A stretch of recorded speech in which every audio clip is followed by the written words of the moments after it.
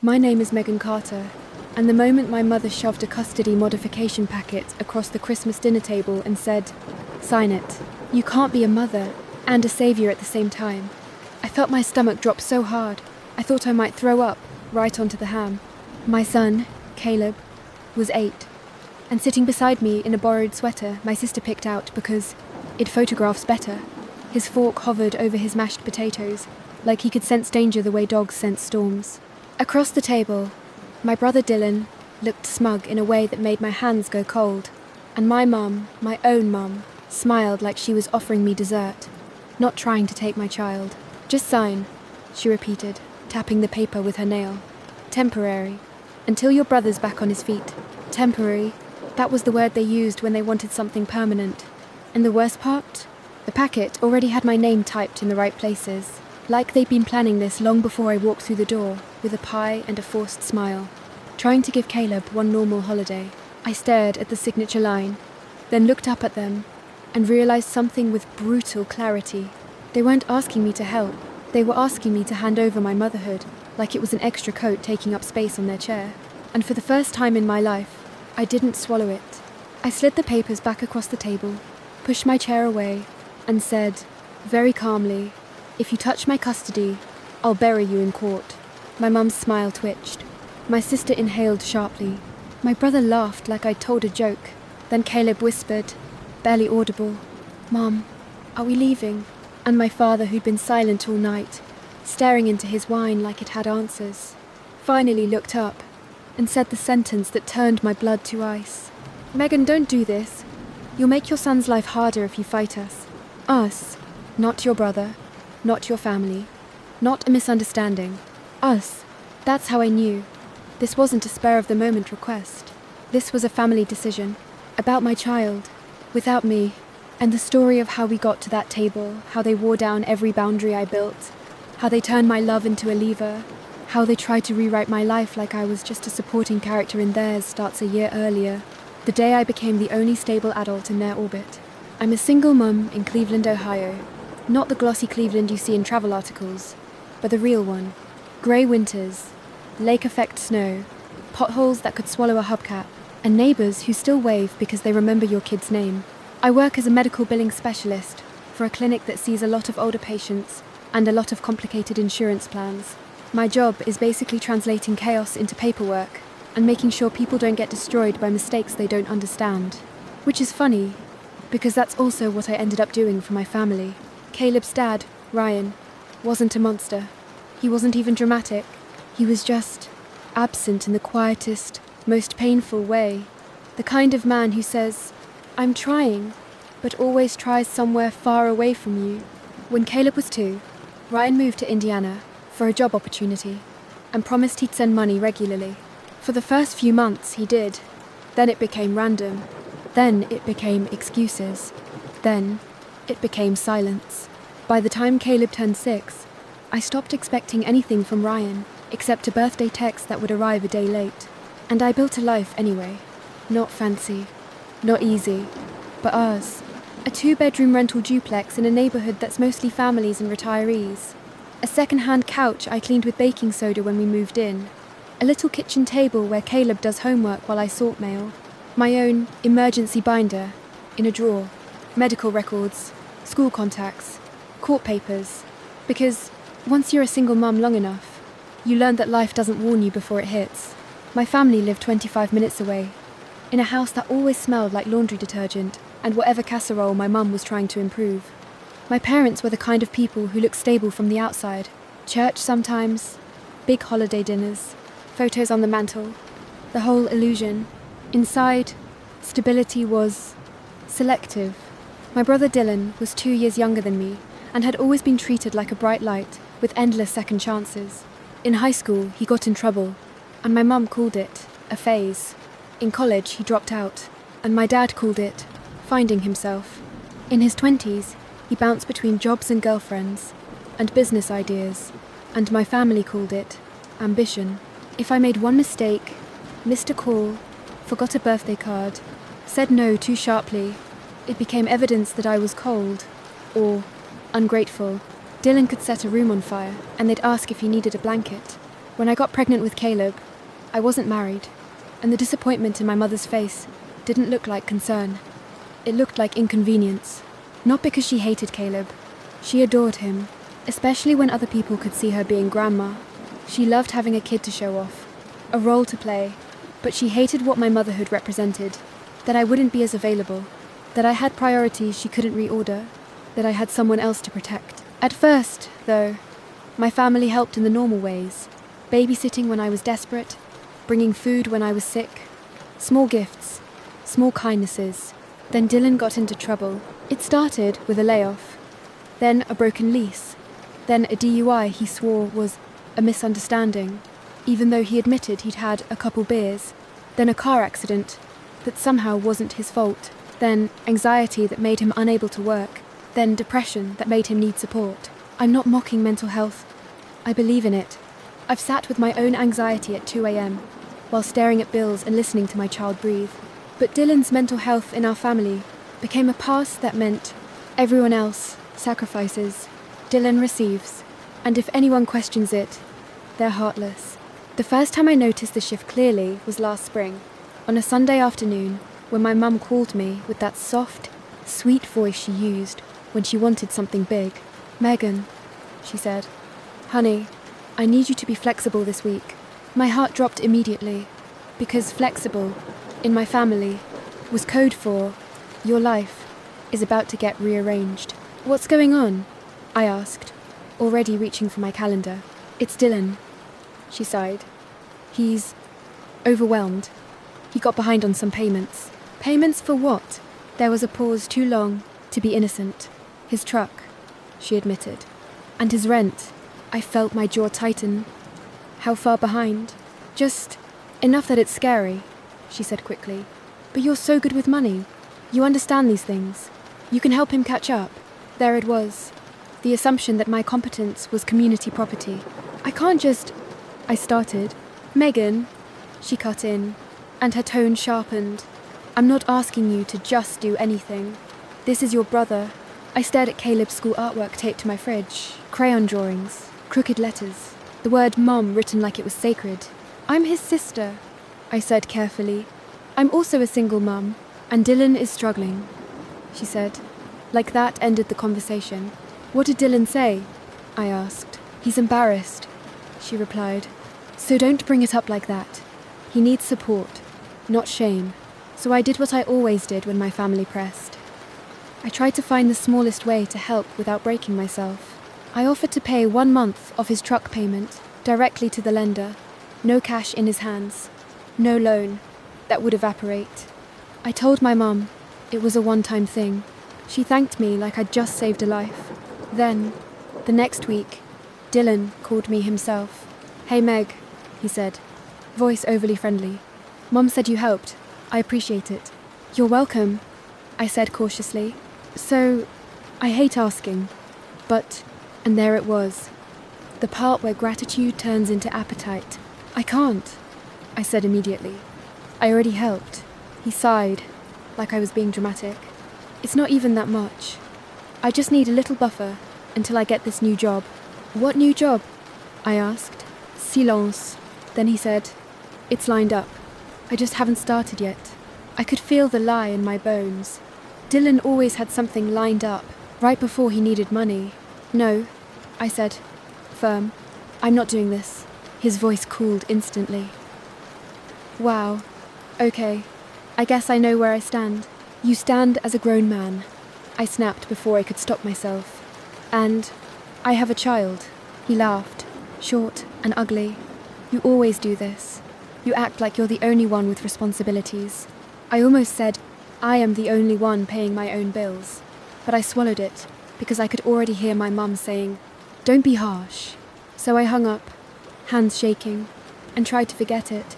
But my family doesn't let you forget boundaries. Boundaries are like splinters to them, small, irritating, something they'll keep picking at until it bleeds. That summer, the pressure became a background hum. My sister Kayla started texting me little things. "Mum's stressed. Be patient. Dylan's trying. Don't trigger him. We're all family. Meg." Kayla was the middle child, the peacemaker. She worked part-time at a boutique, posted curated photos, and treated conflict like it was a stain you had to scrub immediately. She also had no kids, which meant she could afford to believe in peace, the way people believe in crystals. Pretty, comforting, not always rooted in reality. Then came the first big event, Caleb's back-to-school night. I had him in a clean polo, his hair brushed, his backpack new because I'd saved for it. He was excited, chattering about his teacher, his classroom, his new desk. My mum insisted on coming. "It's important," she said. "Family support." I actually liked that at first. Caleb loved having Grandma there. He held her hand in the hallway, like she was a celebrity. We were walking toward his classroom when I saw Dylan near the entrance, leaning against the wall like he was waiting for someone to notice him. He was wearing a button-down that didn't match his jeans, trying to look serious. He smiled when he saw me too confident. "Megan," he said loudly, like we were close. I stopped. "Dylan, what are you doing here?" He shrugged. "Supporting my nephew." My mum beamed. "Isn't that sweet?" But I saw the real reason a second later, when Dylan leaned closer and murmured, "Can we talk after?" My stomach sank. "About what?" He nodded toward the parking lot. "Just something." I looked at Caleb, wide eyes, excited smile, and forced my voice to stay light. "Not now." Dylan's smile tightened. "Okay. After. Inside the classroom." While Caleb showed my mum his cubby, Dylan texted me, "I'm in a bind. Don't make this weird." I didn't respond. After the event, as I was buckling Caleb into his car seat, Dylan appeared beside my car like a shadow. "Meg," he said, "I need you to co-sign something." I froze. "No." He blinked. "What? You didn't even hear it." "I heard enough," I said, keeping my voice low, because Caleb was right there. "I'm not co-signing anything." He scoffed. "It's not a big deal. It's just a personal loan. Small. To consolidate." "To consolidate what?" I demanded. He waved a hand. "Stuff. I'll pay it. I just need your credit." My mum walked up behind him and said, softly, "Megan, honey, this could really help him get stable." I stared at her. "Why can't you co-sign?" My mum's face tightened. "Our credit isn't ideal right now." And suddenly, everything clicked into place like a trap snapping shut. "Why isn't your credit ideal?" I asked, voice sharp. Dylan shifted, and my mum looked away. Kayla appeared, smiling too hard. "Guys, not here. Not here. Not in public. Not in front of the school. Not where someone might overhear the truth."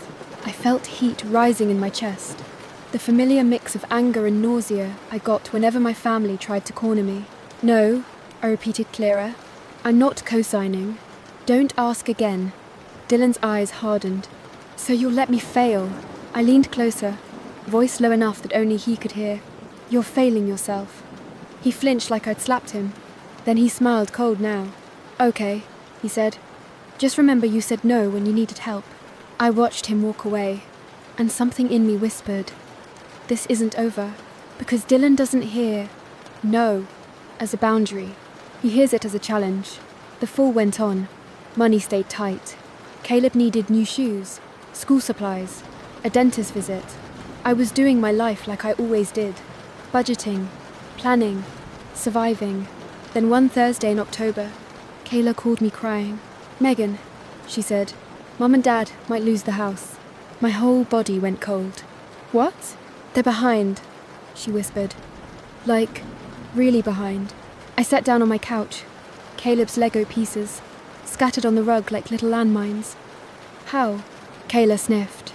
"Dylan needed help and things piled up, and Dad took out something, and Mum didn't want you to worry, and..." "Kayla," I cut in, voice shaking. "Tell me the truth. Now." There was a long pause.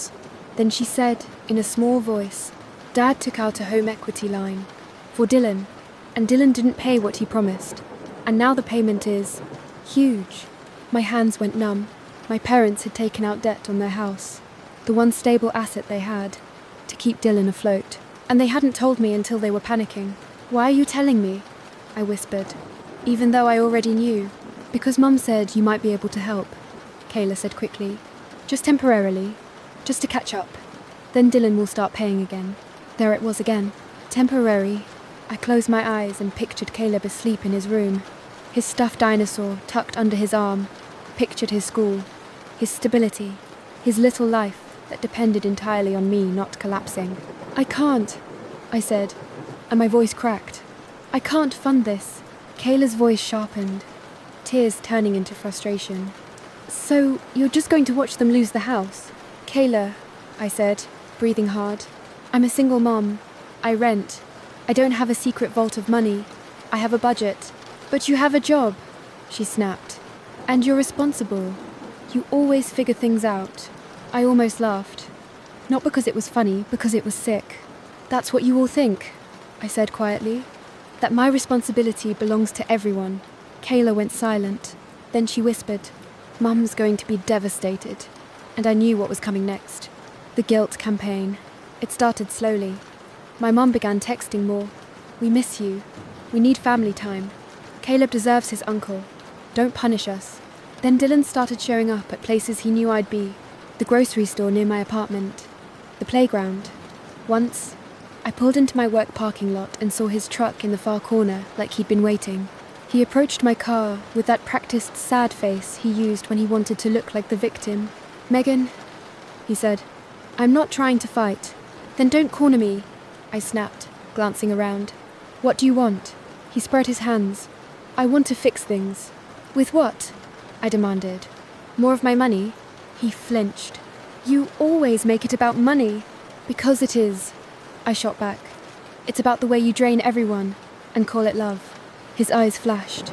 Wow, so you hate me. I don't hate you, I said, voice shaking. I hate what you do. He leaned closer. Then help me stop. I stared at him, disgusted by how he could make his own choices sound like my responsibility. Go to therapy, I said. Get a job. Stop lying. He laughed, short and bitter. Therapy costs money. So does taking out loans on Mum and Dad's house. I snapped. That made his face change. Because I'd said the quiet part out loud. He looked around, then lowered his voice. You don't understand what it's like. I understand exactly what it's like, I hissed. It's like being the only adult in the room while you play helpless. His jaw tightened. If you don't help, Mum's going to make sure Caleb knows you chose pride over family. I froze her, because that was new. That wasn't guilt. That was a threat. I stepped out of my car and stood up straight, forcing my voice to stay steady. Say Caleb's name like that again, I said, and you'll regret it. Dylan smiled, thin and mean. There she is, the tough single mum. Leave, I said. He didn't move, so I did something I'd never done before with Dylan.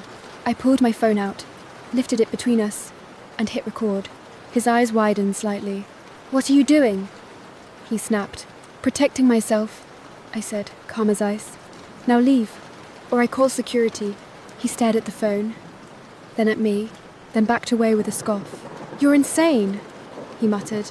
Maybe, I said, but I'm not stupid. He walked off, and I sat back in my car, shaking not from fear, but from adrenaline, because that moment taught me something. When I stopped playing the role they assigned me quiet, helpful, ashamed, they didn't soften. They escalated. A week later, my mum invited me to Thanksgiving planning. It'll be easier if we coordinate, she said. I want Caleb with us. That should have warmed me. It should have felt like normal family stuff. Instead, it felt like bait. But Caleb had been asking about Grandma. He loved her, because kids love the people who smile at them and give them cookies. He didn't see the manipulation.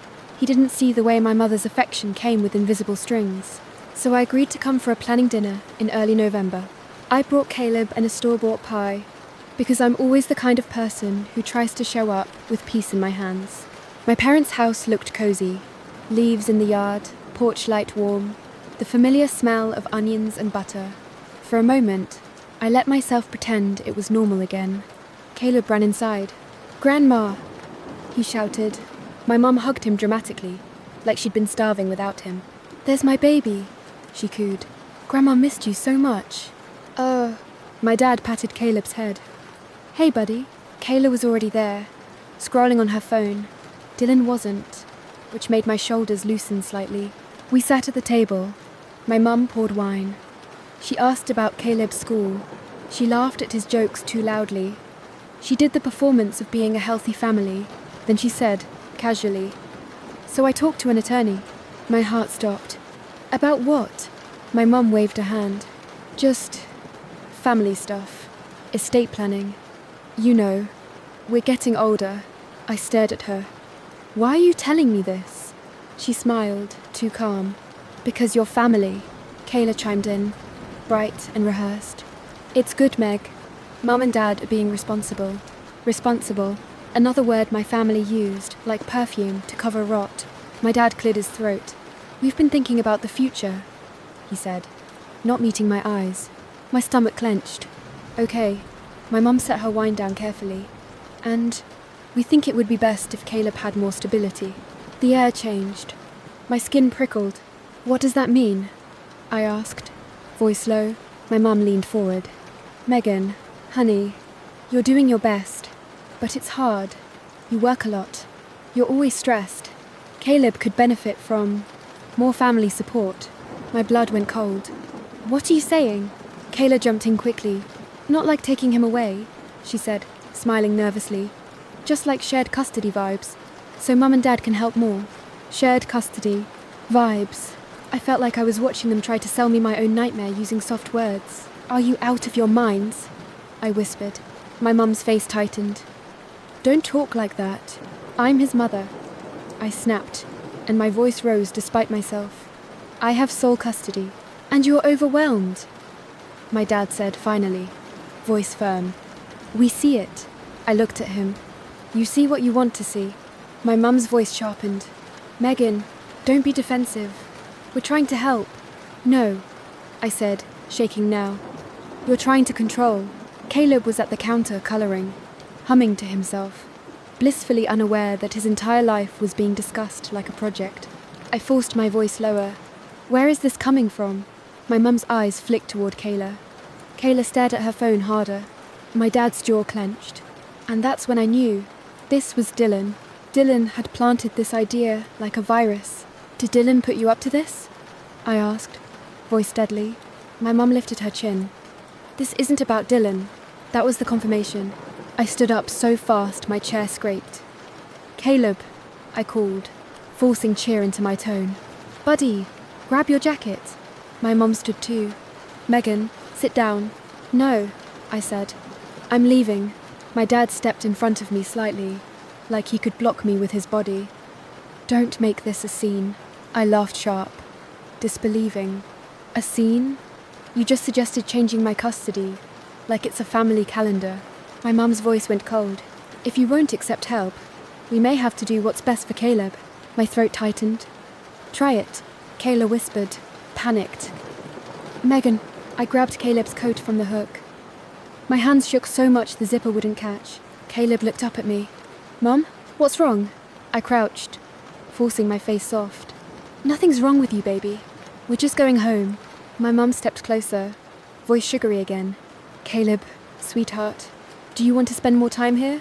Grandma has a room for you." Caleb hesitated, because he's a kid, and cookies are powerful. I stood up, eyes locked on my mum.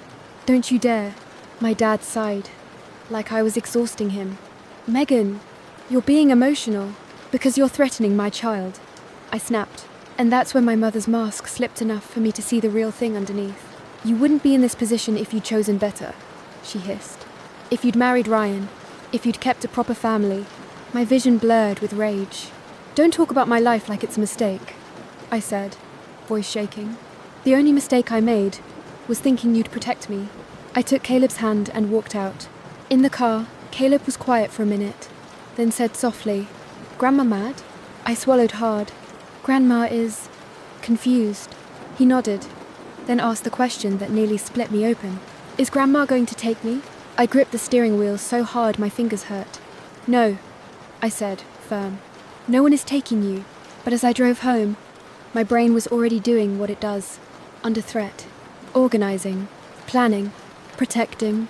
That night, after Caleb fell asleep, I pulled out my emergency binder. I found the custody order. I read it 3 times. I checked every clause. I looked up legal resources. I searched local family law attorneys.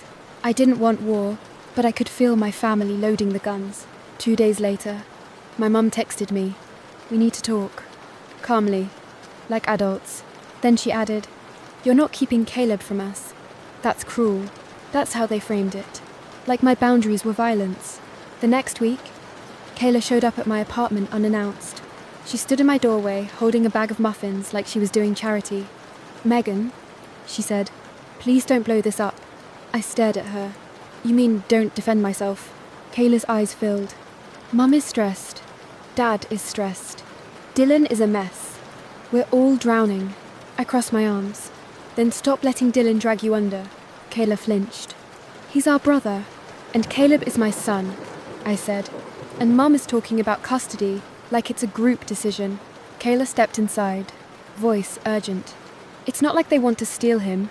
They just think you need support. And Dylan needs help." There it was again. Dylan. Always. I laughed bitterly. "So the plan is to take my kid part-time, so I can work more to pay for Dylan?" Kayla's face tightened. "Don't say it like that." "Like what?" I demanded. "Accurate." Kayla lowered her voice. "Dylan is facing something serious." My stomach clenched. "What?" Kayla hesitated, then said, "He owes money, not just to the bank." My skin went cold. "To who?" Kayla looked away. "People." That single vague word made my blood run cold, in a way my family's drama never had before. "You're telling me my brother is in debt to people, and your solution is to mess with my custody?" I whispered. Kayla's voice cracked. "He said, if we don't help, they'll come after him." I felt a sharp flash of fear, but not for Dylan, for Caleb. Because if Dylan was tangled with dangerous people, my family's house wasn't just manipulative, it was unsafe. "Get out," I said quietly. Kayla blinked. "What?" "Kayla, I love you," I said, voice shaking. "But if you're bringing this into my home, you're endangering my child." "Get out." Kayla's face crumpled. "Megan, out," I repeated, firmer. She left crying, and I locked my door. That weekend, I did something I'd never done. I spoke to Ryan, not because I wanted him back, not because I trusted him, because I needed a backup plan. Ryan answered on the third ring, voice sleepy. "Meg, we need to talk," I said flatly. "He see who? Is Caleb okay?" "Yes," I said, "but my family is threatening custody stuff, and I need you to be aware." There was a pause. Then he said, cautiously, "Are you in trouble?" "I'm in a situation," I replied, "and you need to know, if anything ever happens, Caleb stays with me, not my parents." Ryan's voice got sharper. "Why would he go to them?" "Because they're trying to position themselves like they're the stable option," I said, and my throat tightened on the word stable. "And because Dylan is in debt and dragging them down." Ryan went quiet. Then he said, surprisingly serious, "Do you need me to come to court?" I blinked. "What?" "If they file something, I can show up," he said. "I can say you're a good mom." I didn't trust him, but I filed that away like a tool. "Thank you," I said carefully. "Just be ready." After that call, I sat in silence and realized something that made me dizzy. I was building a defense plan with my child's mostly absent father, because my own parents had become a threat. That's how twisted it had gotten. Then came December, the holiday season, the time when my family loved to stage togetherness and pretend we were fine. My mom started pushing for Christmas dinner, harder than ever. "It's important," she insisted. "Caleb needs tradition." What she meant was, Caleb was the leverage. I tried to avoid it. I offered to drop presents off. I offered a short visit.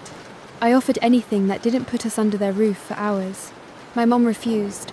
"It's Christmas dinner," she said, voice sharp.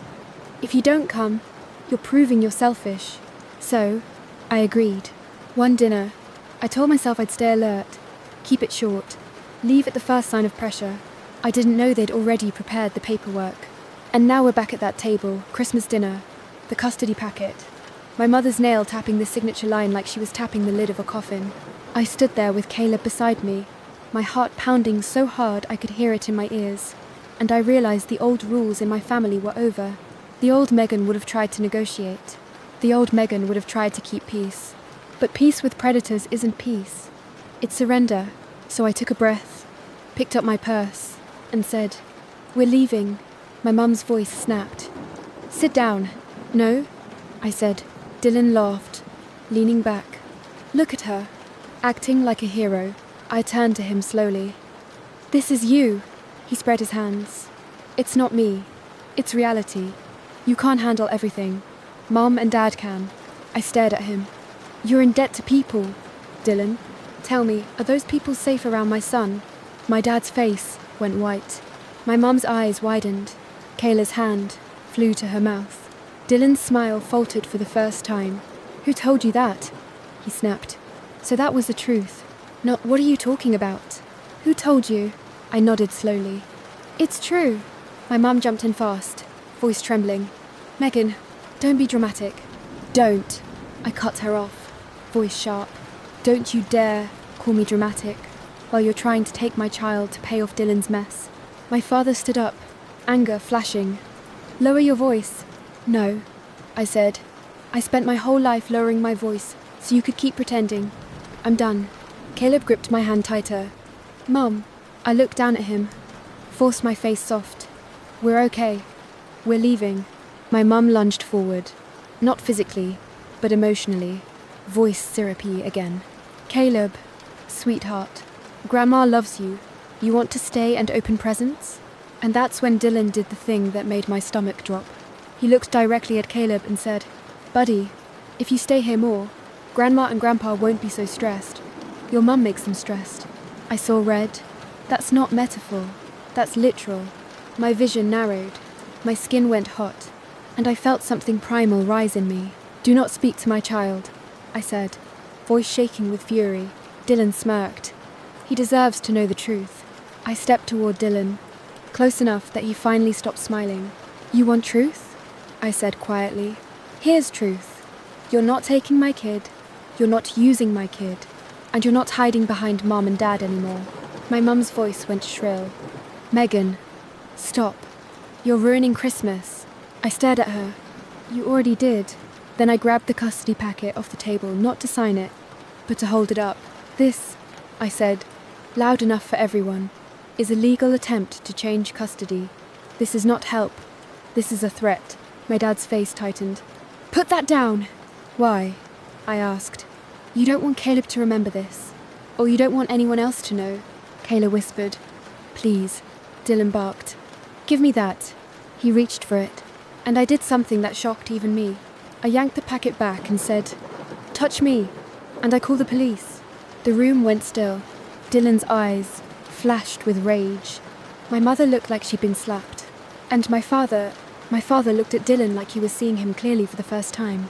Because Dylan had moved like a man who expected to take what he wanted, like a man who'd done it before. I backed away, still holding Caleb's hand, and headed toward the door. My mum followed, voice pleading now. "Megan, please, don't do this. We can talk. We can fix it." I turned back one last time. "Here's what you're going to do," I said, voice steady. "You're going to stop. You're going to stop trying to move my child around like a chess piece. And if you don't, I will file for a protection order, and I will bring this packet to my attorney, and I will expose exactly why you wanted custody." My mum's lips trembled. "You wouldn't." I stared at her. "Try me." Then I left. Outside, snow was falling in that soft Ohio way that makes everything look peaceful, even when it isn't. Caleb climbed into the car, buckled himself, and then looked at me with wet eyes. "Mum," he whispered, "did I do something wrong?" My heart cracked. "No," I said immediately, leaning over to cup his face gently. "You did nothing wrong. You're perfect. Adults are being wrong." He sniffed. "Are we okay?" I swallowed hard. "We're more than okay. We're together, and I will always choose you." That was the night I stopped hoping my family would change, and started making sure they couldn't hurt us.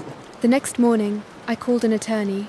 Her name was Marissa Feldman, and her office was in a brick building downtown with fluorescent lights and the kind of carpet that had seen too many divorces. She listened without interrupting, while I told her everything. The co-sign pressure, the home equity debt, the custody talk, the packet, Dylan's debt to people. When I finished, she leaned back, and said, "First, you're not crazy. Second, we document everything.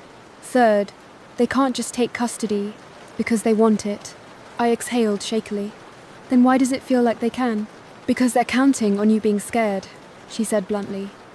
"And because families like this use guilt like rope." She told me what to do. Keep texts. Record interactions if legal. Avoid letting Caleb be alone with them. Notify the school. Tighten emergency contacts. And most importantly, prepare for the possibility that they'd file something to intimidate me. I left her office with a checklist and a knot in my stomach. Because a checklist is comforting, but it also means you're really in this. That week, my mother started calling non-stop. I didn't answer. Dylan texted me, "You're making a huge mistake." I didn't respond. Kayla sent long messages about forgiveness and family and how Mom was heartbroken. I kept them. Screenshotted. Saved. Then my dad texted me something that made my blood freeze. "We're coming to Caleb's school to talk to the principal. We need to make sure they know we're involved grandparents." Involved grandparents. The phrase sounded harmless. It wasn't. I called the school immediately and updated the authorized pickup list. I informed them that only I had custody and that no one else was permitted to remove Caleb without my written consent. I sent a copy of my custody order. Then I sat in my car in the parking lot, shaking, and realized how quickly your life can become a defense strategy. 2 days later, I got the confirmation that my family was serious. A deputy knocked on my door at 6:40 p.m. while Caleb was doing homework. My stomach dropped as soon as I saw the uniform. "Miss Carter?" he asked politely. "Yes," I said, voice tight. He held out an envelope. "You've been served." Caleb looked up from the table, eyes wide. "Mom?" he whispered. My hands went cold as I took the envelope. I forced a smile I didn't feel. "It's okay, baby," I said. "Go finish your math." After the deputy left, I opened the envelope with shaking fingers. Motion for emergency temporary custody, filed by my parents, with Dylan listed as a supporting witness. I stared at the words until they blurred. Then I turned the page and saw the allegations. Megan is overwhelmed and unstable. Megan works too much and neglects Caleb. Megan is emotionally volatile. Megan is isolating Caleb from family. Caleb would be safer with grandparents temporarily. Temporarily. There it was again, dressed up in legal font. My hands shook with rage, because they weren't even trying to be subtle. They were trying to rewrite me into a stereotype. Unstable single mum, emotional, unfit. And the twist, the part that made my blood run cold, was the attached evidence. A printed photo of me outside the school that day. Dylan cornered me, with my phone held up. They'd labelled it, Megan threatening and recording people in public. Paranoid behaviour. My skin went ice cold. They weren't just attacking me. They were weaponizing my attempts to protect myself as proof I was unwell. I called Marissa immediately. She didn't sound surprised. "They did exactly what I thought," she said. "Okay, we respond. And Megan, we're going to make them regret filing this." "How?" I whispered, even though my voice wanted to scream. "With truth," she said. "And with evidence that doesn't require anyone to believe you." So I became what my family never expected me to become. A woman who keeps receipts. I started gathering everything. Bank statements showing the money I'd paid directly to Dylan's lender. Screenshots of Dylan's texts. Kayla's confession about the people Dylan owed. My dad's text about going to the school. The photo they used because it proved Dylan had been there.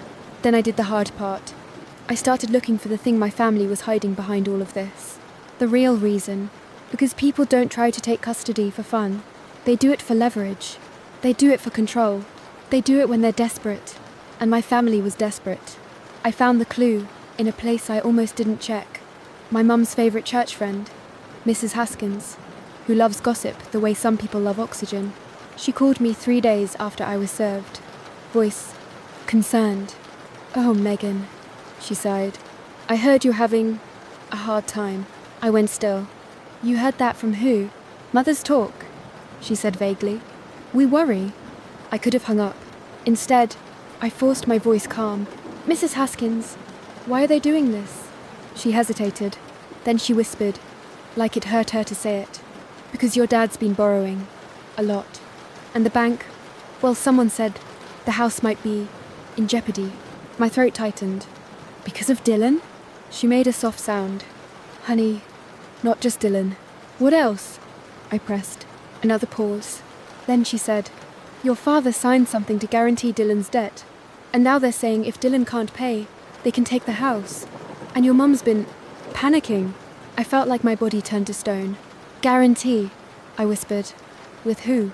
Mrs. Haskins didn't know details, or pretended not to, but she said one sentence that made the whole picture sharpen.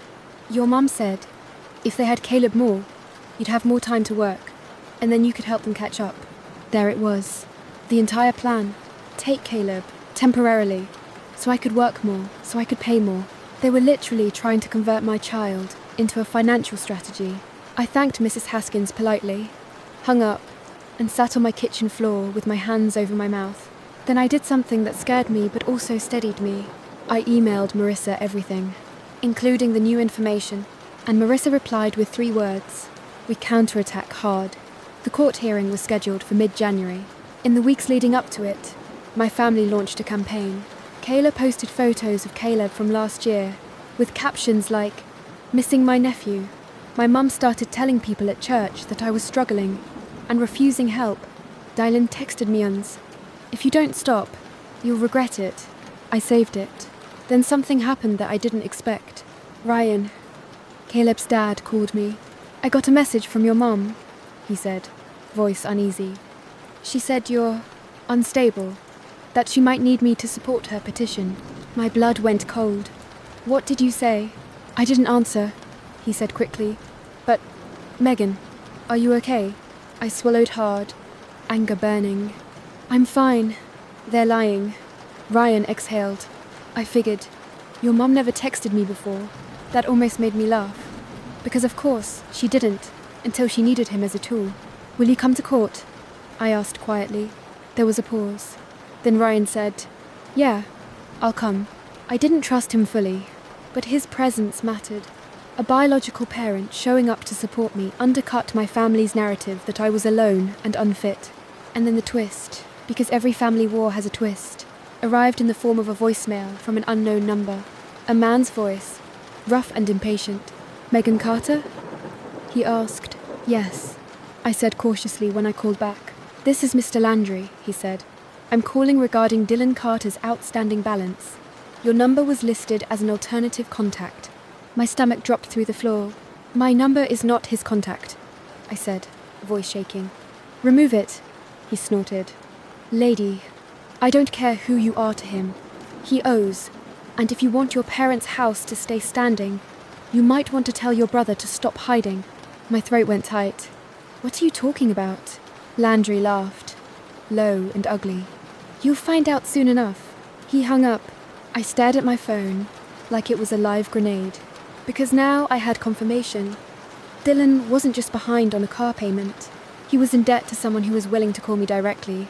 And my parents were trying to bring Caleb into that house more. I forwarded the voicemail to Marissa. She called me immediately. We're going to use this, she said. Carefully. Can we? I whispered. It's just a call. It's proof the environment is unsafe. She replied. And it supports motive. They're doing this for financial reasons tied to Dylan. The night before the hearing, I didn't sleep. I sat at my kitchen table and watched Caleb breathe on the baby monitor like he was still a toddler, even though he wasn't. I watched the rise and fall of his chest and felt rage like a pulse. Not just at my family, at myself, for every time I'd given in, for every time I'd tried to keep peace, at the cost of my spine. I promised myself one thing. In court, I wouldn't sound like a woman begging to keep her child. I would sound like a mother describing facts. The morning of the hearing, the courthouse smelled like old paper and stale coffee. The hallway was packed with people in suits, and people in jeans, and people holding manila folders like their lives were inside. My parents were there, dressed like saints. My mum wore pearl earrings and a soft cardigan like she was auditioning for Concerned Grandmother. My dad wore his nicest coat and looked tired, real tired. But he stood beside my mum like he'd been trained. Kayla sat behind them, eyes red. And Dylan showed up late, wearing a suit that didn't fit right, smiling like he enjoyed this. He winked at me as he walked in. I felt my hand shake. Marissa touched my elbow gently. "Don't look at him," she murmured. "Look forward." Ryan arrived too, looking awkward in a borrowed tie. He sat behind me, not close enough to feel like comfort, but close enough to be visible. When our case was called, we walked into a small courtroom that felt too ordinary for something this enormous. The judge was a woman with sharp eyes and a voice that didn't care about anyone's performance. My parents' attorney spoke first. He painted me like a woman unraveling, overworked, emotional, alienating, paranoid because I recorded my brother, unstable because I refused family support. Then Marissa stood, and Marissa did not play nice. She laid out the custody order. She laid out my consistent employment, Caleb's attendance records, his grades, letters from his teacher about my involvement, proof of my stable housing, my budget, my childcare arrangements. Then she brought out the custody packet my mother had tried to make me sign at Christmas, presented as evidence that my parents had premeditated this. My mum's face tightened. Then Marissa did the thing that made the room change temperature. She introduced the voicemail from Mr. Landry. She didn't play it dramatically. She played it like evidence. The rough voice filled the courtroom. "If you want your parents' house to stay standing." My father went pale. My mother's lips trembled. The judge's eyes narrowed. Marissa spoke calmly. "Your Honor, this demonstrates the real motive. The petitioners are facing financial threats tied to their adult son's debts. They sought increased access to the child, not for the child's welfare, but to increase Ms. Carter's capacity to work and pay." My parents' attorney objected. "Speculation." Marissa didn't flinch. "Then let's remove speculation. We subpoena the petitioner's mortgage and home equity records, and Mr. Carter's financial agreements, and we see whether their household is stable enough to claim this child would be safer there." The judge leaned forward slightly. "I would like to see those records." My mum's attorney started to speak, but the judge lifted a hand. "Mrs. Carter," the judge said, looking directly at my mother, "why did you file this motion?" My mum's eyes filled instantly, tears on command. Perfectly placed. "Your Honor," she whispered, "we love Caleb. Megan she's overwhelmed. She's shutting us out. We just want to help." The judge looked at her for a long moment. Then she asked quietly, "Is your home facing foreclosure or related financial instability?" My mother froze. My father's jaw clenched hard. Dylan stared at the ceiling like he was bored. And Kayla started crying quietly in the back. My mum tried to smile. "No, Your Honor. It's..." The judge's tone sharpened. "Answer the question." My mother swallowed, then whispered, "We've had some challenges." The judge turned to my father. "Mr. Carter?" My dad's voice came out rough. "Yes, we're behind." The judge's gaze moved to Dylan. "And are those challenges related to your son, Dylan?" Dylan smirked. "I don't see what that has to do." "Answer," the judge snapped. Dylan's smile faltered. He looked at my mother, then said, "They chose to help me. It's not my fault if Megan is..." The judge cut him off. "Your debt is causing instability in their home." Dylan's jaw tightened. "People have debt." The judge stared at him. "Do you owe money to individuals who have threatened your family?" Silence. My stomach twisted. Dylan laughed weakly. "No." Marissa spoke quietly. "Your Honor, we have a call from a collector threatening the petitioner's home." The judge's face hardened. Then she looked at me. "Miss Carter," she said, voice steady. "Are you asking the court for anything today, besides denial of this motion?" My heart pounded. Marissa nodded slightly, permission. "Yes," I said, voice shaking but clear. "I'm asking that my parents and Dylan have no unsupervised contact with my son until this is resolved, because I believe my child is being used as leverage." The courtroom went still. My mother gasped softly, like I'd stabbed her. My dad looked like he'd been punched. Dylan's eyes flashed with fury. The judge stared at the papers, then at my parents, then at Dylan. And then she said the sentence that felt like oxygen after drowning. "Emergency temporary custody is denied." My knees almost buckled with relief, but she didn't stop. She added, "Furthermore, given the evidence of financial instability and potential external threats, I am ordering that any visitation between the child and petitioners be supervised at a court-approved centre until further review." My mum made a strangled sound. Dylan stood up, furious. "That's ridiculous." The judge's gaze snapped to him. "Sit down, sir, or I'll hold you in contempt." Dylan sat, My mother started crying openly now, but it didn't move the judge. "Miss Carter," the judge said to me, "you will provide the court with updates if any harassment occurs, and I strongly suggest you consider a civil protection order if threats escalate." I nodded, tears burning my eyes. When we left the courtroom, my mum rushed toward me in the hallway. "Megan," she sobbed, "how could you do this to us?" I stared at her. "How could you do this to Caleb?" I shot back, voice low and shaking. "You tried to take him." My dad stepped forward, voice tight. "We were trying to survive, and you chose my child as your life raft," I said. "That's unforgivable." Dylan shoved closer, eyes blazing. "You think you won?" I looked him dead in the eye. "I think you're about to lose everything," he scoffed. "You can't touch me." I smiled, small, cold, not happy. "Watch me," I said, because here's what my family didn't understand. They'd made this legal, which meant I didn't have to protect their feelings anymore. I could protect my son with the full weight of the system.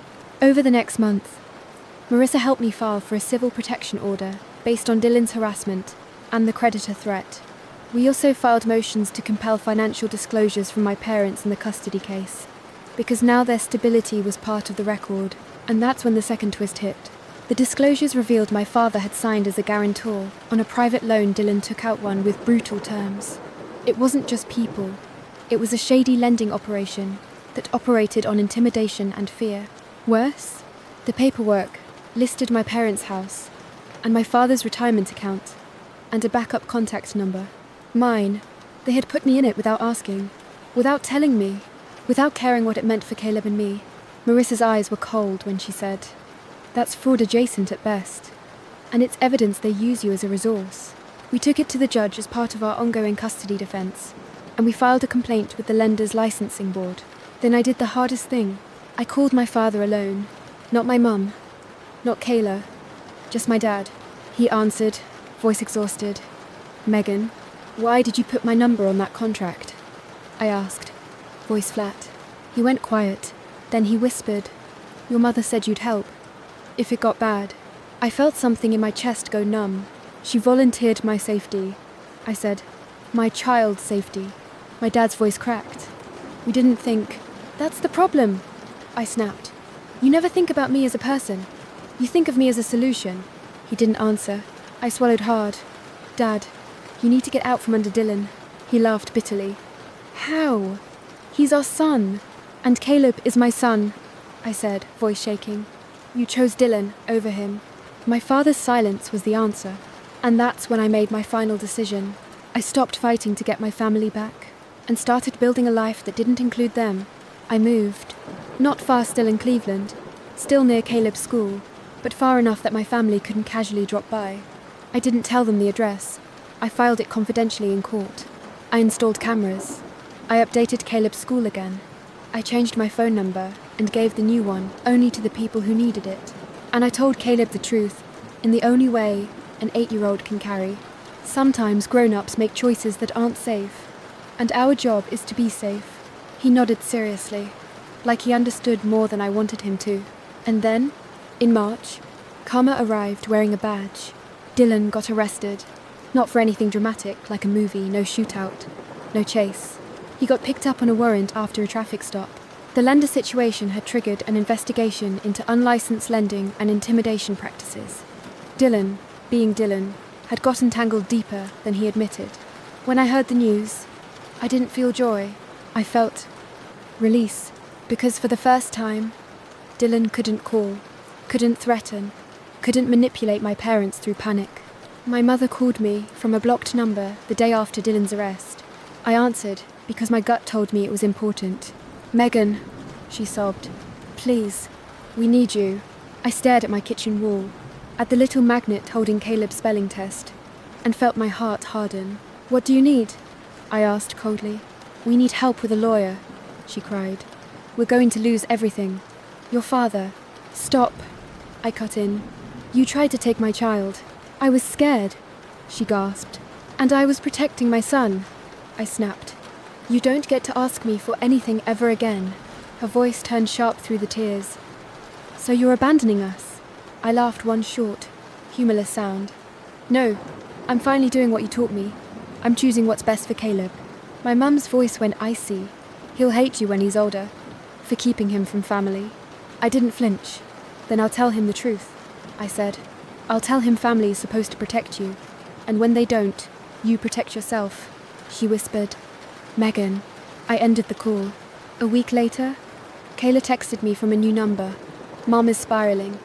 Dad is broken. Please, just talk to them. I replied once. Supervised visits only. Court center. That's it. Kayla didn't respond. And that was my line. Because here's the thing about being the responsible one. People don't thank you when you save them. They just get used to you bleeding. My parents ended up selling their house to cover what they could. They moved into a small apartment. Dylan's legal mess dragged on. My mum told people I abandoned them. Kayla stayed in the middle until the middle finally broke her too. But Caleb? Caleb started sleeping better after we moved. He stopped asking if Grandma would take him. He started laughing more at dinner. He started inviting friends over without me worrying that my family would show up. And for the first time in years, our home felt like a home, not a battlefield. One warm afternoon in May, Caleb came home from school with a Mother's Day card he'd made himself. The front had a stick figure drawing of us holding hands. Inside, in crooked letters, he wrote, Mum, thank you for choosing me. I sat on the edge of his bed and cried quietly while he played with Legos, unaware that he'd just healed something in me. Because that was a lesson my family never wanted to learn. Love doesn't mean unlimited access. Love means protection. And sometimes protecting your child means walking away from the people who think your love is their supply. I didn't get a perfect family ending. I got something better. A safe one. A quiet one. A future that belongs to us. And if my family ever wonders why I stopped answering, why I stopped showing up, why I stopped letting them rewrite me, they can look at the court record. They can look at the custody packet they tried to slide across a Christmas table. They can look at my son, steady, thriving, loved, and understand the truth I finally accepted. I didn't lose my family. I escaped a system that wanted to own me, and I chose my child. Every time.